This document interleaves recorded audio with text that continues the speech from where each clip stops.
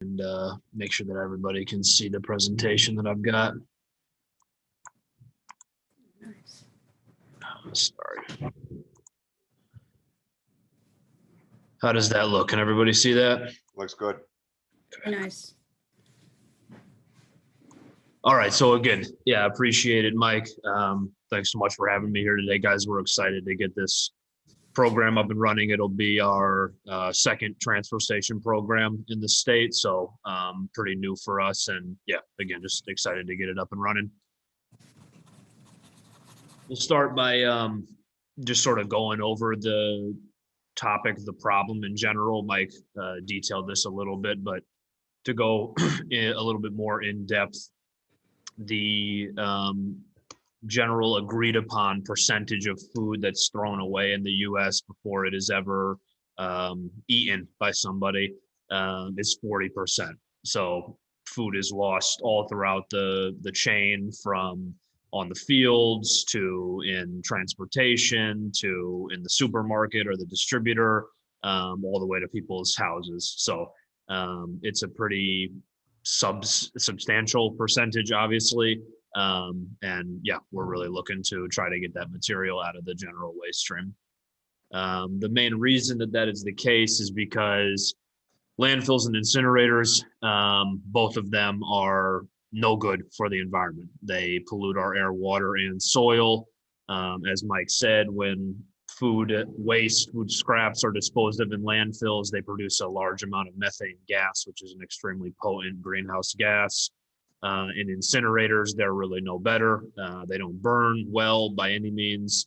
Incinerators, especially in Connecticut, are by and large located in communities that are lower income, generally minority communities as well, and they bear very much the burden of those in terms of poor air quality, truck traffic, smell, the whole nine. So yeah, we really, again, want to get this material away from those disposal methods and towards composting. Compost as a literal fertilizer can be utilized to get us away from our dependence on petroleum-based fertilizers.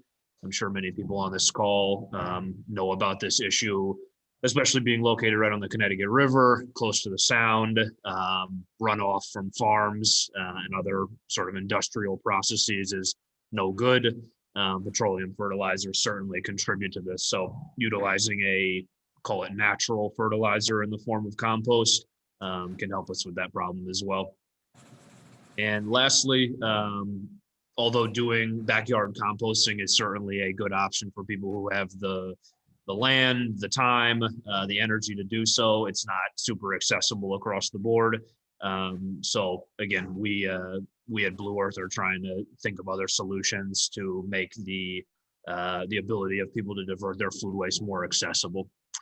Lastly, and these are more specific to Connecticut, tip fees for the disposal of MSW, municipal solid waste, are rising and are only set to rise more, especially with the closure of the trash incinerator called Mira in the south end of Hartford, which I believe is where Essex brings their municipal solid waste. When that facility closes in about a year and a half next summer, all that material is going to have to find somewhere to go. And a lot of it is most likely going to be trucked or put on a train car and shipped out of state to landfills. This poses a lot of different issues, from we don't have control of our own waste, we're dependent on out-of-state landfills and sort of the whims of their operators. It's a massive environmental damage produced by transporting all that material so far. So yeah, this is sort of like the impending situation that is coming down the pipe that we're really trying to help avoid. The state has also set pretty aggressive recycling rates that they would like to hit in the near future. If we want any chance of getting close to the 60% by 2024 that they have put out there, we're going to need to figure out something to do with food scraps, try to get them again out of the waste stream. You'll obviously see a photo in the bottom left corner of the Rose Bowl. Just to give you a little bit of context, the amount of food that's thrown out in the US can fill that stadium every year. So it's a giant amount of material for real.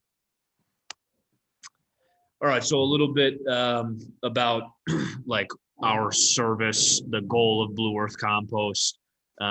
We were created to make, again, food scrap diversion more accessible to commercial entities, residential customers, and events as well. So we collect material, food scraps from all of those different places. And again, our goal is to get it to the proper disposal facilities, whether it's a composter or an anaerobic digester. Yeah, accessibility is really the goal. And a good thing to keep in mind, and one of the things I always say that I hope people take away from these presentations is that we want people to not think of food scraps as waste, period, because they are one, highly recyclable, and the product or the material that they can produce, if properly recycled, is an extremely valuable resource. Our present waste system cuts the chain. It eliminates the proper contiguous food loop. By composting, you're continuing that sort of circular nature by returning the food back to the earth to grow more food. So yeah, where we fit into sort of this loop that I just discussed. We are a hauler, so we sort of fit in the niche between what we would call the producer, which would be you guys dropping off the material at the transfer station, and the processor, the facility that turns that material, does something beneficial with it. So again, we sort of fit in this niche between those two. That is traditionally, over the last several decades, where the food loop gets broken. We saw an opportunity, and again, we thought that we could do a large amount of good by fitting in there, sort of plugging that gap and getting the loop to be connected again. Just a little bit more about our service specifically, and the one that we'll be utilizing at the transfer station would obviously be our commercial service. You can see one of our dump trucks over here on the right. We were the first private entity to bring one of these trucks to the state of Connecticut about 2 years ago or so. We'll be using this truck to collect the material from the transfer station. We'll be tipping it on site. We have an attached pressure washer to the vehicle, so the containers will get sprayed out if they're extra dirty. Try to, again, sort of make the program more accessible and not as potentially gross for people utilizing it. We provide signage, which will be posted next to the containers at the transfer station so that people know what can and cannot go into the program. I have a slide of the signage later on in the presentation, so we can take a closer look at that then. We traditionally provide other training and resources depending on the customer. Like Mike said, we've done a lot of work on the back end to get this program set up, and we'll be here from the outset and all the way through the process to make sure that it gets rolled out properly. And lastly, sort of the final piece of the puzzle is reporting. We are going to be tracking the amount of material, food scraps, that we collect from the transfer station in Essex, and reporting back on these numbers weekly. This will give you guys a great idea of the impact that you're making, and hopefully also be able to be used as a good marketing tool to try to get more people in town to participate, for sure. All right, so a little bit about the process. You're going to want to find a collection container to collect the food scraps in your house. I know later on Allison will be detailing a starter kit that is available through the town of Essex. That's a great option. It'll give you sort of a across the board setup so that you don't really have to worry about being able to collect the material easily. There's a lot of these containers, countertop ones, larger ones on Amazon and other places like that. But in all reality, any bucket, paper bag, I've seen people use old yogurt, large yogurt containers, this kind of stuff. Whatever gets it down to the transfer station will work for sure. So again, you're going to utilize that container to collect the scraps at home, bring it down to the transfer station when you've got a full bucket or you're ready to make the trip down there for whatever reason. We'll have the receptacles set up. Again, they'll be nice and noticeable. They're going to have bright yellow lids on top of them that say food scraps only. They'll have signage above them as well. So hopefully they'll be pretty noticeable. Just dump your scraps in there. Yeah, just get them into the proper container and repeat that process. The containers will be available anytime that the transfer station is open, and we'll be collecting on a weekly basis to get them emptied and ready to go for the next week's scraps. I spoke earlier about the signage that we're going to be providing. Here it is. Um, the main point that I'd like to make about this signage is that we can collect any kind of food scraps. The saying is, if it grows, it goes. We don't want people to be worried about meats, dairy products, fish, anything like that. We can take any kind of material, so you don't have to worry about sorting this kind of food scrap from that kind of food scrap at home. If it's a food scrap, it's good to go into the container and then be brought down to the transfer station for sure. We can also take some other items that are not food scraps. Specifically, we generally call this food soiled paper. So things like muffin wrappers or parchment paper, uncoated paper plates, ones that don't have that sort of waxy feeling to them. Paper towels, as long as they weren't used with like a cleaning product and whatnot, if they were just used to sort of mop up bacon grease or wipe food off the countertop, something like that. So yeah, any kind of food waste can go in this program, as well as food soiled paper. On the right-hand side of the signage, you'll see what we do not accept. It's fairly logical. The biggest contaminants that we generally see are plastics. I feel like that is kind of a across the board issue in the world period right now. So try to keep any plastics out of it, from film to bags to bottles. All that kind of stuff should either just be recycled or thrown in the garbage. Yeah, again, you can see a full list there. This sign is available or will be available on the transfer station website, so you can reference it whenever. And again, there will be this posted at the transfer station as well. Okay, so after we collect the material, this is a pretty important question that we get quite a bit.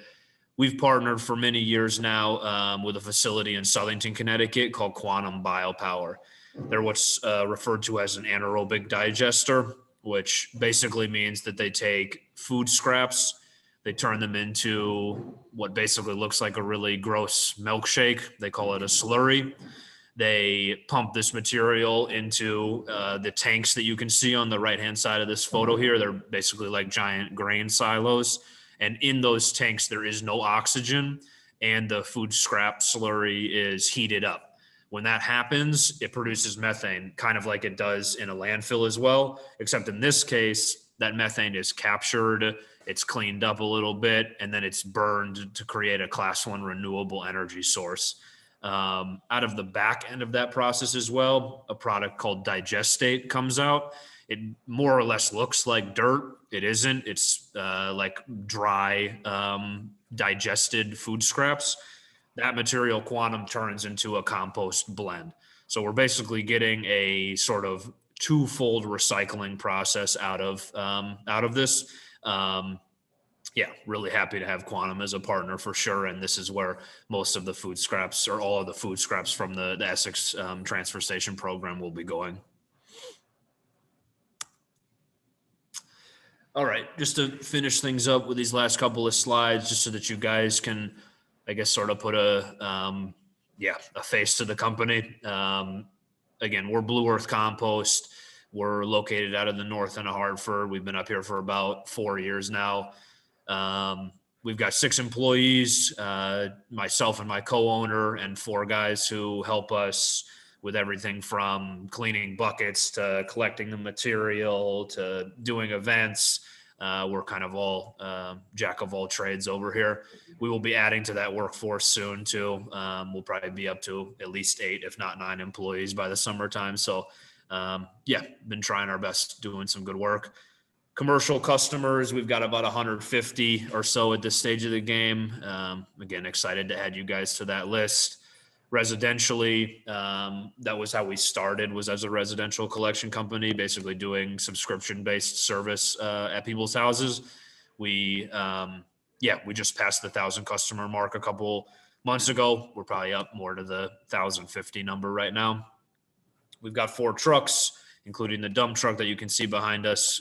When we bought that, it was, again, somewhat of a big deal. We were outside the Capitol with some elected officials sort of welcoming that to the state. So very proud of that. We're getting a second one of those trucks, again, in a couple months' time as well. And maybe most importantly, throughout our 7.5 year history or so, we've diverted over 12 million pounds of food scraps from incineration in the landfill. Yeah, created a big impact with that, and excited to keep moving forward.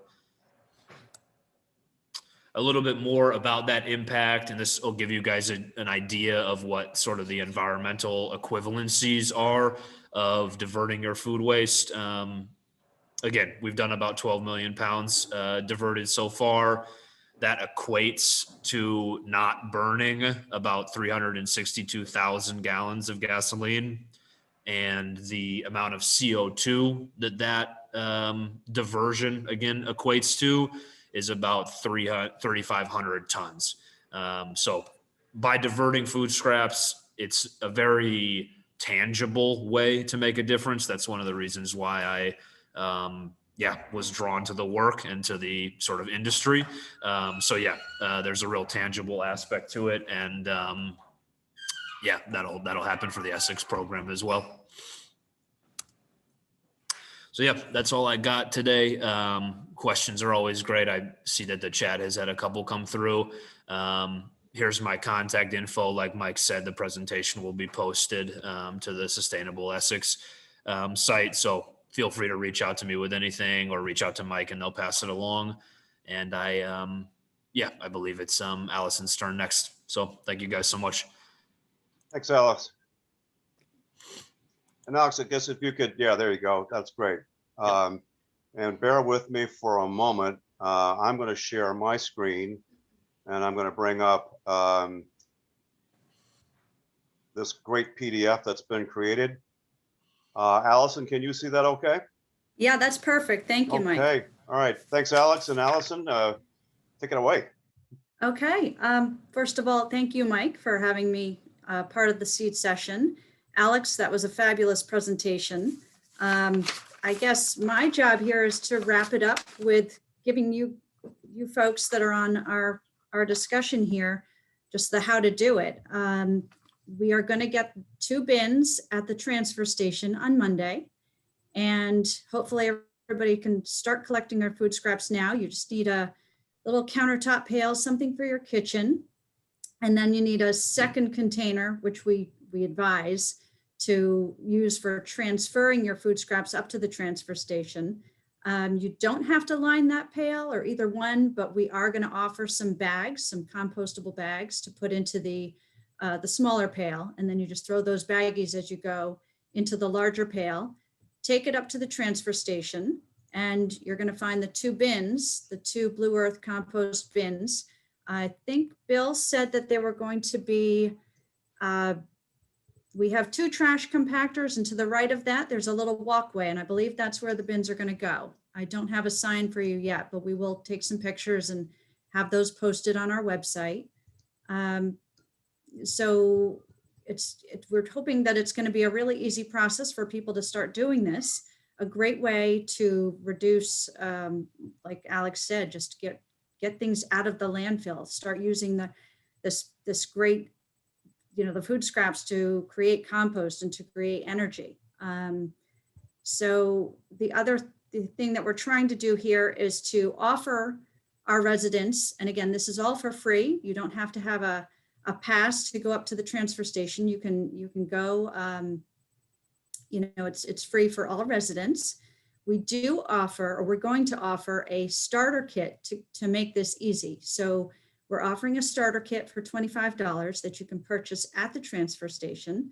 It'll include the small 2-gallon bucket and a 6-gallon transfer bucket, or that's the bucket you're going to bring up to the dump and put into the bin. And we're offering a roll of compostable bags to go into your kitchen pail. So those kits, we don't have them ready just yet. We were hoping they'd be ready on Monday, but it's going to be another week or so before we can start selling them. But you can buy them right from Bill Armstead up there at the transfer station. And just to remind everybody, the hours of the transfer station, that's when you can go up and get rid of the food scraps or purchase your kit. We're open Monday, Thursday, Friday, and Saturday, 7 to 3.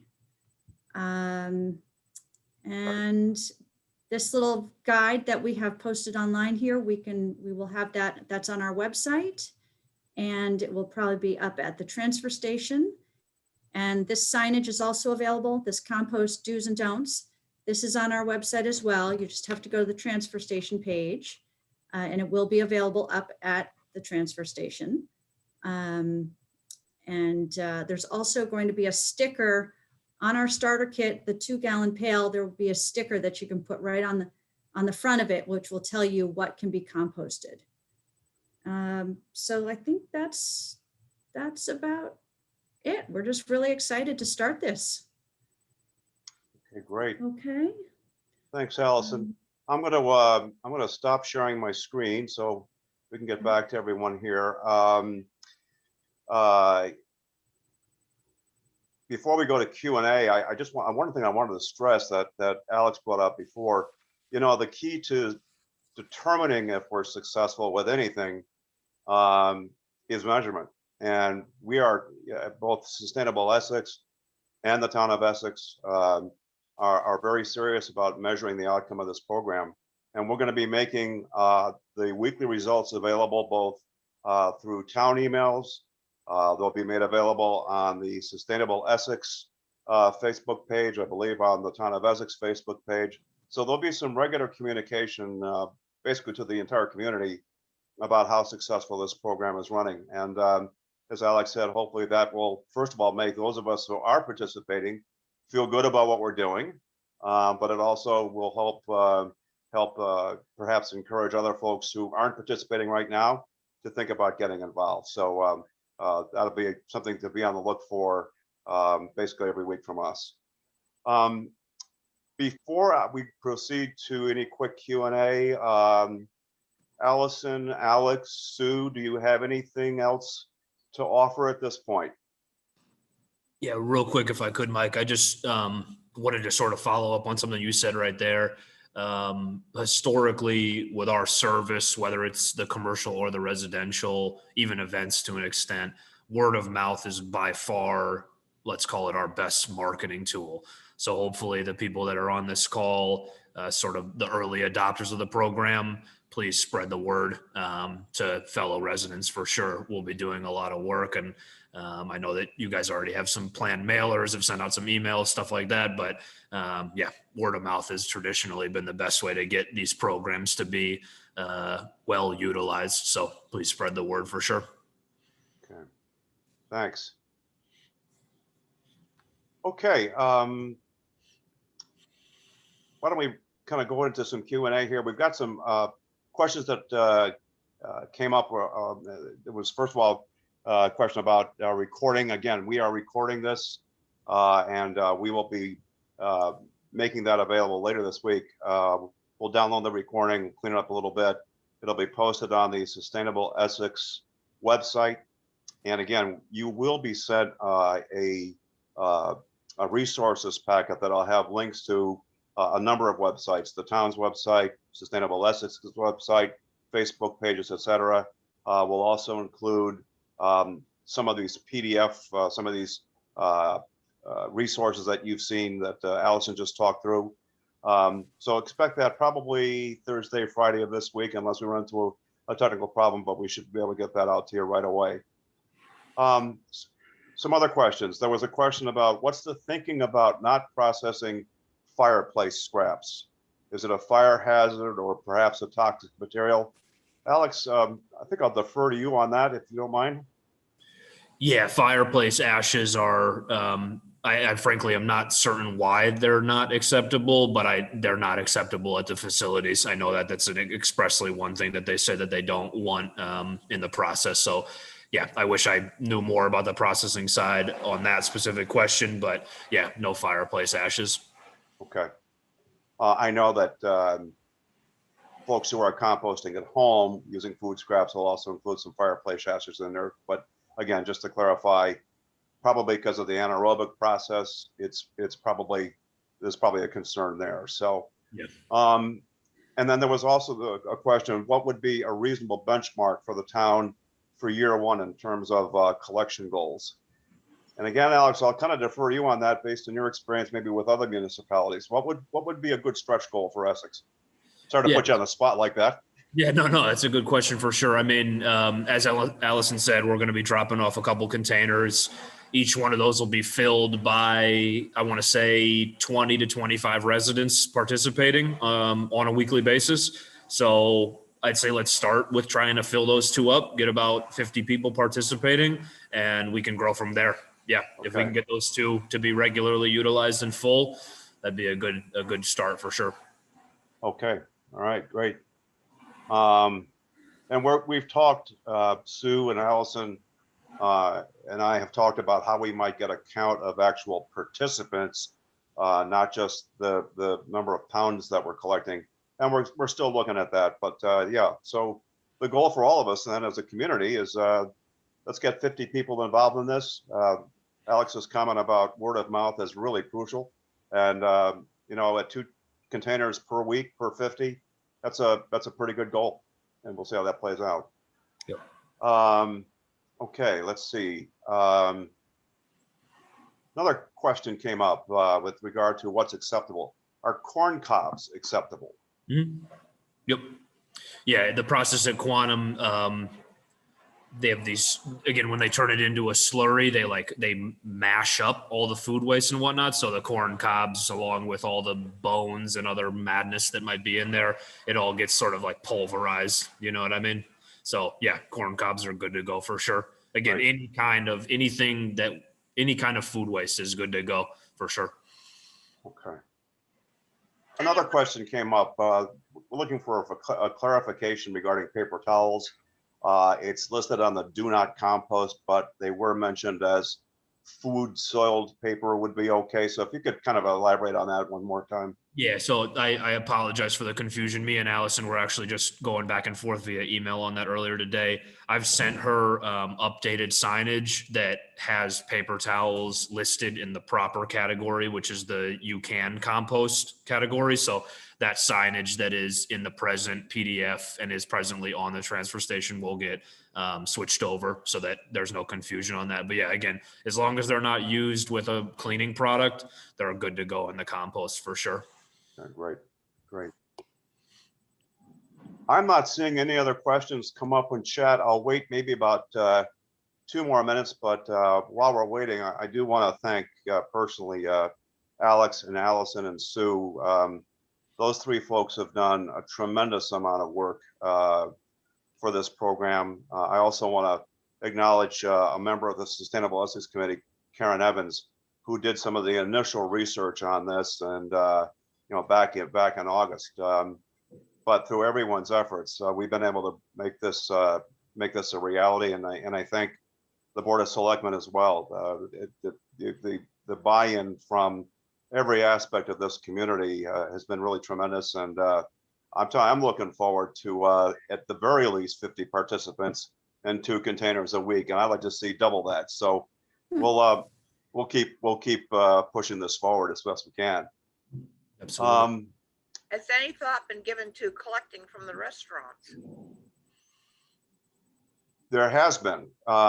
It's interesting that you bring that up. We have had discussions within our community, within our committee, about taking the learnings that we get from this program and beginning to have conversations with restaurants in the area. And other entities that where food scraps might be an issue, supermarkets as an example. So I think that's going to be an ongoing conversation within the Sustainable Essex Committee, and you know, well, we would be reaching out to Alex with some guidance on how you would build a commercial program like that. But thank you for bringing that up. We're definitely interested in expanding this out based on what we learned with this program. There was another couple other questions that came in. I don't want to. There was another question regarding newspapers as an acceptable material. Alex, Yeah, just recycle them. That's Okay. a better way. They can be very easily recycled. So yeah, put those in the blue cart or in the recycling container at the transfer station for sure. Okay. Another question was, will the cost of the program be offset by the reduced tipping fees? That's one of our goals. Yeah, I think. It really depends on volume. Yeah, like there is an offsetting aspect to the service because you guys are paying to dispose of the material in MSW right now at the transfer station. So yeah, we can definitely seek to make it cost neutral. It's really going to depend on participation. The more volume we get, the better the numbers look, if you will. Yeah. And again, another reason for us to encourage that word of mouth. And we'll do our part both through the town of Essex as well as a committee to continue to get the word out about this great program. I see 12:35 on my clock. I don't see any other questions coming in. Just waiting an extra second here or two, but I want to thank all of you who logged in for this session today. Thank you very much. We've got a great turnout. We look forward to some real success with this program. And once again, thanks to Alex and Allison, Sue, and Karen for all the hard work that they've done with this program to bring it into play. And I think it's going to be a great asset for our community. So if there are no other questions, I think we can adjourn for the day. Once again, thanks very much, and be on the lookout for an email from Sustainable Essex with that resource packet, which will include a link to this recorded presentation. So thanks, folks. Have a great day. Take care. Thanks, everybody. Thank you. Thank you. Bye.